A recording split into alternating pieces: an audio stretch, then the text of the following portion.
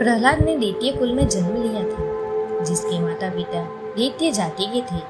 दैत्य कुल में जन्म लेने के पश्चात भी वह भगवान विष्णु की भक्ति में लीन रहता था। इसी कारण आज तक उसका नाम भगवान विष्णु के सबसे बड़े भक्तों के रूप में लिया जाता है। दोस्तों, इस वीडियो में हम भक्त प्रहलाद की कथा जानेंगे।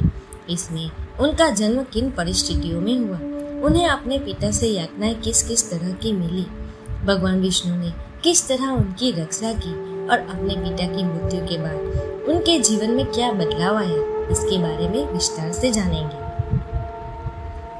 जब प्रहलाद अपनी माँ कयाधु के पेट में था, तब उसके चाचा हिरण्याक्ष का भगवान विष्णु के वारा अवतार ने वध कर दिया था। इससे कुंठित होकर अपने पिता हिरण्यकश्यप भगवान ब्रह्मा की तपस्या करने चले गए थे। इसके बाद दैत्य नगरी में हिरण्यकश्यप को ना पाकर देवताओं ने वहां पर आक्रमण कर दिया था। उन्होंने दैत्य नगरी पर अधिकार कर लिया और कयाधु को बंधु बना लिया। इंद्रदेव कयाधु को बंधु बनाकर अपने साथ ले गए कि नारद मुनि ने उन्हें रोक लिया। नारद मुनि ने इंद्र से कहा कि तुम एक गर्भवती स्त्री पर अत्याचार नहीं कर सकते, और वह भी तब जब उसके गर्भ में भगवान विष्णु का भक्त पल रहा हो। इसके पश्चात नारद मुनि कयाधु को इंद्र के चंगुल से छुड़ाकर अपने आश्रम में ले आए तथा हिरण्यकश्यप की तपस्या पूर्ण होने तक अपने आश्रम में रखा। इस दौरान नारद मुनि कयाधु को हरि भजन सुनाते और भगवान विष्णु की कथाओं का विस्तारपूर्वक वर्णन करते।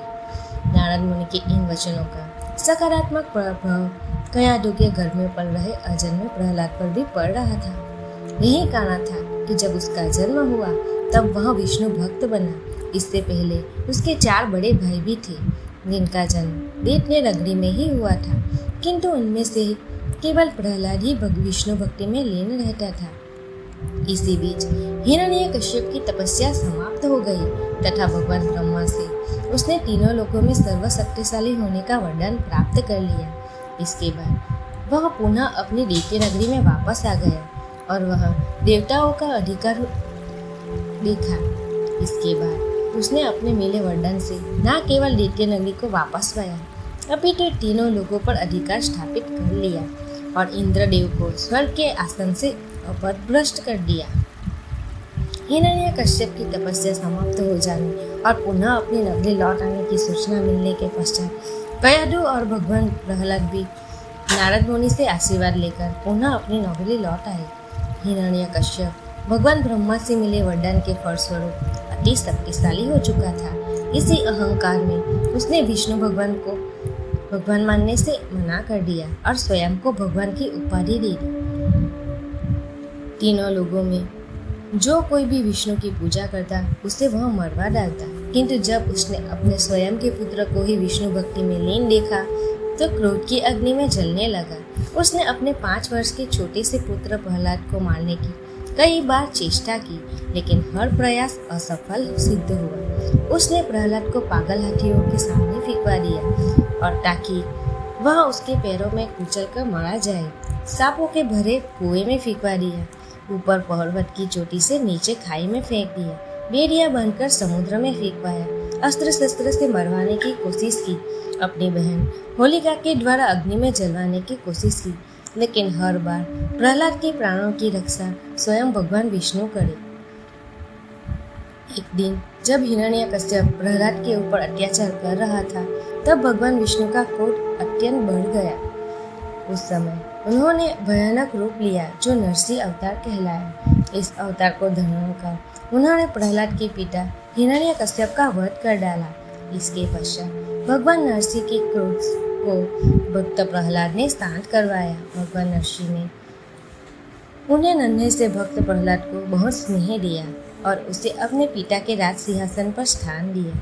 प्रहलाद की विष्णु भक्ति से प्रसन्न होकर भगवान विष्णु ने इसे तीनों लोगों का राज प्रदान किया। इसके पश्चात भगवान नरसिंह पुनः विष्णु भक्ति में समा गए। अपने पिता की मृत्यु के पश्चात प्रहलाद तीनों लोगों का राजा बन गए। दैत्य कुल से होते हुए भी उसने अहिंसा तथा धर्म का मार्ग अपनाया तथा सभी की रक्षा की। उसके राज्य में सभी प्रजा कुशल मंगल से रह रही थी। वह प्रतिदिन ब्राह्मणों को दान करता था तथा बिना अस्त्र उठाए सभी पर विजय पा लेता था। प्रहलाद के स्वभाव के कारण वह देवता तथा दानवों दोनों में प्रिय हो गया।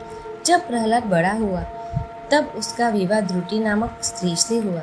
इस प्रकार प्रहलाद की पत्नी का नाम ध्रुति था, जिससे उसके विरोचन नामक पुत्र हुआ।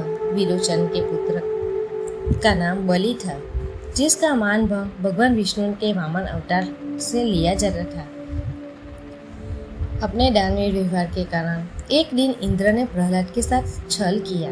उसने प्रातःकाल के समय ब्राह्मण के वेश में प्रहलाद से उसका सील यानी राज्य मांग लिया था। इस कारण प्रहलाद के हाथों से संपूर्ण राज्य चला गया था। उससे क्रुद्ध होकर दैत्यों ने देवताओं पर आक्रमण कर दिया। इंद्र के पास छल से लिया गया राज्य दिन तक नहीं टिका और प्रहलाद पुनः दैत्य नगरी का राजा बन गया। फिर कई और वर्षों तक प्रहलाद ने राज किया और फिर एक दिन अपने पुत्र विरोचन को राज्य का भार सौंप दिया तथा स्वयं मोक्ष प्राप्त करने के लिए चले गए। इस प्रकार प्रहलाद ने अपना संपूर्ण जीवन भगवान विष्णु की भक्ति, सदाचार और धर्म की स्थापना करने में बिताया। प्रहलाद के इसी व्यवहार के कारण ही वह दैत्य कुल में जन्म लेने के पश्चात भी भगवान विष्णु का सबसे प्रिय भक्त बन गया था। दोस्तों, अगर आपको मेरा वीडियो पसंद है तो मेरे चैनल को सब्सक्राइब कीजिए, वीडियो को लाइक और शेयर कीजिए। धन्यवाद।